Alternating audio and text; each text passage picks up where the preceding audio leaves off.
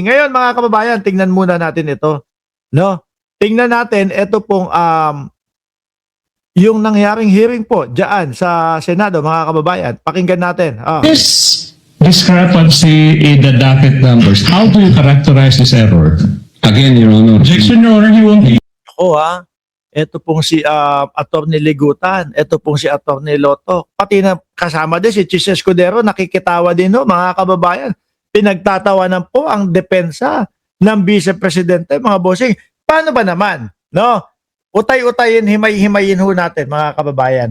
Yung una nilang araw, no, na idepensa ang Vice Presidente, wala ho silang ibang sinabi nung kundi ibinoto ito ng 32 million. Yung tipo bang kapag sinabi nilang ibinoto ito ng 32 million, parang gusto sabihin na hindi dapat kinakasuhan, hindi dapat inilalagay sa ganitong sitwasyon, hindi dapat ini-impeach.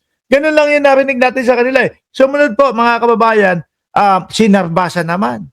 Pamimiloso po lang din po ang ginawa, mga boss chief mo, sir. Biruin mo, objection, Your Honor. Bakit? Too many poses, no? Yung pagtatanong ni Atty. Ligutan, masyado lang daw pong madaming hinto. Hindi alam niya kung saan hihinto. Biruin niyo yung objection nila. Pangalawang objection, mga kababayan, na walang katorya-torya at walang kalatoy-latoy, yung ano naman, ano ba sinabi niya? Pangalawang objection, yung vague. Yung tipo ba, wala lang, hindi mo alam kung ano ang ekspresyon ng pagtatanong niya. yung ganun lang ho, mga kababayan. No? Sumunod. Pamimiloso po naman po. Sumunod hanggang sa napikon na yung lawyer o yung mga abogado o yung abogado ng Vice Presidente nagdesisyon. Sinagot si Atty. Lutok na para sa iyo. Matibay ang ebidensya. Di ba? Isa din ho yan sa pag-uusapan natin, mga bossing. Tuloy. Competent to answer that because docket numbers are assigned by the DOJ, not by the NBI. Exactly, that's the Again, counsel, let him answer. What if he answers that he's not competent, and that's his answer? Witness may answer. Well, kung docket number lang ho ang pag-uusapan, hindi ho nawala yung existence ng video. Hindi rin ho nabago na ang Vice Presidente ay nagsalita pag meron na siyang kinausap na tao. Attorney Lotok, your answer is not responsive though. Kindly answer the question of the counsel. Okay, how do you characterize that error? Typographical error. Okay, next question. Typographical error. Alam nyo, mga kababayan, etong mga DDS talagang ipinapakita nila yung pagiging double standard ho nila, mga bossing. Bakit? Yung pagkaliit-liit na pagkakamali sa petsa, mga boss chief mo, sir, pinapalaki po nila. Ano? Yung tipo ho bang kapag na-typo, nagkamali doon sa petsa, parang wala na tayong napanood na Vice Presidente na nagbabanta sa buhay ng ating presidente ho, mga kababayan. Di ba? Putik na yan kung ikukumpara nga ninyo doon sa 18 marites ninyo na pagkarami-rami ng pagkakamali. Ito, katiting, maliit, kapiranggot lang yung pagkakamali. Tinaamin naman, typographical error. Yung sa inyo, yung mga 18 marites ninyo, lahat na po, siguro nasa lagpas 18 na din ho ang pinagsinungaling nyo. Pero okay lang sa inyo, tao lang yan, nagkakamali. Di ba, mga kababayan? What effect, if any, does that typographical error have on the statements of the Vice President threatening the President, Ferdinand Marcos Jr., His Excellency, and the two others? No effect at all, Your Honor. Hindi mo na-alter yung utterances ng Vice Presidente. Okay, now, let's go to the affidavits of investigation which the good counsel mentioned in yesterday's cross-examination. During your cross-examination, you were asked questions concerning the January 30, 2025 affidavit of investigation. After that affidavit was submitted, now the question is... Hinto ko lang, meron pa palang ibang sinasabi po yung mga DDS na ipinambabala dito po kila Atty. Ligutan. Alam niyo po kung ano? Kesyo daw po haharap sa hearing, naka-makeup pa, naka-lipstick pa. Yun lang, hanggang ganun lang po. Mga boss chief mo, sir, yung pambala ng mga DDS. Pero sa totoo po, wala. 4-0, 4-0. Ilan na? 4-0 o 5-0 na ho, mga kababayan. Hindi pa nakakapuntos ang depensa ni Sara Duterte dito. Kaya nga, yung isang attorney nila, napikon na ho eh. Oh. What action, if any, did the Department of Justice take, and if you know? The Department of Justice evaluated the referral by the NBI, and then after evaluation, nag-issue po sila ng certification na kulang pa, insufficient yung sinabit, so dapat i-comply niyo muna itong mga requirements na to. So nagbigay ho Tsaka gusto nilang palabasin NBI, Department of Justice at yung Office of the President. Gusto ho nilang palabasin mga boss chief amo sir na bias at nagkakampi-kampi daw ho, mga kababayan. No? Pero pinakita ng Department of Justice nung una silang nagsumite ho, mga boss chief amo sir, Shiro Kansaki, shoutout sa iyo. Oh, nung una silang nagsumite, hindi totally tinanggap agad. No? Hindi agad tinanggap. Sabi, kulang ang mga requirements nito. Hindi pwede, yung ganyan. Kumpletuhin nyo muna. Ibinalik sa kanila. Tapos ang ginawa nila, kinumpleto yung requirements, saka lang ho tumakbo. Kung magkakakampihan, kung bias yung mga yan, di sana ho, mga kababayan, kumbaga, tinanggap agad yun. Tapos, sige, tupalo na lang yung mga requirements na iba. Di ho ba, mga bossing? sila ng, I think 7 ho ang nandoon.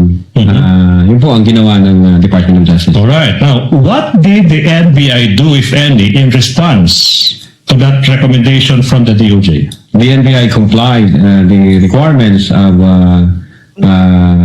the Department of Justice, and as a matter of fact, nung na-comply na ho namin, the DOJ issued a certification stating to the effect na you have complied all the elements of the crime charge and you are now good for preliminary investigation, sir. In fact, you also remember Ibig sabihin, nakumpleto nila, mga kababayan.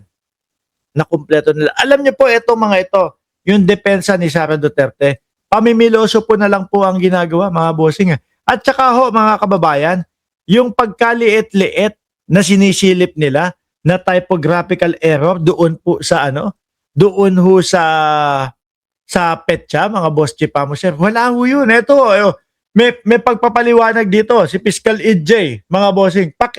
Paano natin? Basahin natin, i-analyze natin kung napakalaking bagay ba yung pinapalaki ng mga DDS. Ang sabi niya dito, legal explainer, no? Did the defense damage Attorney Lotok's testimony because of a few typos or typographical error? Pointing out mistakes in document is a good cross-examining or examination strategy. But were those mistakes material? If the errors were only wrong dates, wrong designation, or other clerical mistakes, did they change the content of the video? Correct. Yung pa din ho yun eh. No? Nailagay. Like example, kunyari, nailagay January 1. Nangyari pala ganito, ganyan.